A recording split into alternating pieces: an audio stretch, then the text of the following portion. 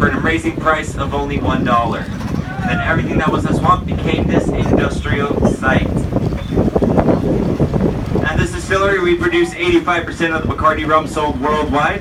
Where in our second distillery in Mexico, we produce 14%, and in our third distillery, Bombay, India, we produce 1%. Now, if you guys look to the left side, you're going to be seeing the pavilion where everything started off. Now, if you look carefully from this angle, you might see that the pavilion has an abstract figure shape of a bat on flight. If you don't see it, finish your cocktail, and I promise you, you will see something. This was designed by architect Felix Candela, and it was built in the early 60s. Now, if you're still wondering if the company is still owned by the Bacardi family, the answer is yes. Actually, we have members from the 5th and 6th generation now working with us, but the family has reached up to 7 generations, where the little ones are learning a bit more about the family history to actually take over later on in the future. Now, the building that we have to the right over here is our family museum. This is where the family members come to celebrate many of the different anniversaries of the company, but also where we do our mixology clash. And in the building that we have in the corner, this is our new blending facility. This is where the product is officially finished. This is where our master blender actually does the blending of the different bases of our firewater and redistill for creating the rum. Also where he does the filtration through the carbon charcoal, his laboratory for doing experiments of new formulas, and of course where he has his tasting room as well. And the center, that's where we had our distillation towers, where we create our very 2 important bases. Now, to talk a bit about them, firewater is our main base.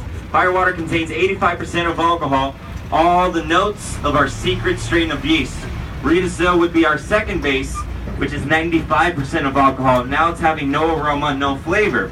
But there, when we blend them together, we have something sweet and something bitter to create a perfect balance for rum. That's perfect for making different cocktails or for drinking it on its own as well.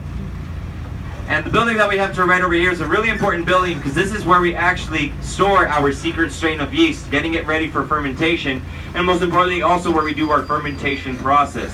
This is what we call the Cathedral of Rum. It was actually built back in 1958, and by the time our governor of Puerto Rico, Luis Muñoz Marin, baptized it with that special name.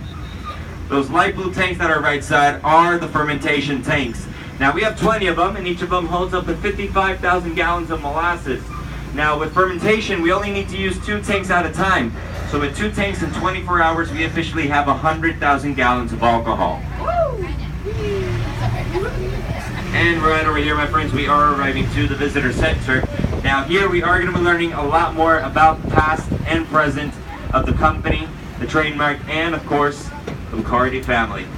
And as we're parking our way through here, you'll be noticing that we have a lot of sugarcane around over here, just to actually let people know the main ingredient that you need for making rum. Alright, ladies and gentlemen, now since we've made a complete stop over here, we're going to be exiting through the right side of the trolley. Please watch your step as you exit out, and don't forget